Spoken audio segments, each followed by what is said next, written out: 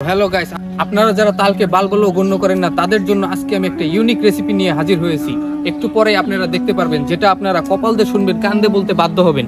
এমন ইউনিক তাল কেউ কখনো পারেনি। আমরা প্রথম এই তাল পারার জন্য চলে এসেছি।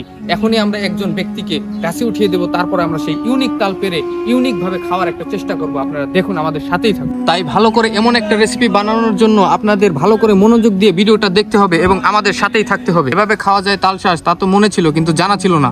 এমন রেসিপি বানানোর জন্য আমাদের প্রথমে একজন নবচারীকে তাল গাছের মধ্যে উঠিয়ে দিতে হবে, যা আসমান পর্যন্ত চলে গেছে। সেখান থেকে তাল দিয়ে দা কেটে পর্যাপ্ত পরিমাণ তাল মাটিতে ফেলে নিতে হবে। এরপর এগুলোকে এনে একটি ভোতা দার সাহায্যে ধর থেকে মুন্ডদা আলাদা করে নিয়ে কেটে নিতে হবে। তারপরে ভিতর থেকে তালশাঁসগুলোকে বের করে নিয়ে আসতে হবে। এছাড়াও চাইলে আপনাদের দন্তখুরের সাহায্যে তাল থেকে তালশাঁসগুলো বের করে নিতে পারে। দন্ত দিয়ে এইভাবে তাল ছিঁড়ে তাল খাওয়ার মজাই খুব আলাদা। এই রেসিপি এই পর্যন্ত আমার মনে হয় না কেউ শিখিয়েছে। আমাদের কাছ থেকে প্রথম শিখে থাকলে ধন্যবাদ। আমাদের চ্যানেলটি সাবস্ক্রাইব করে রাখবেন।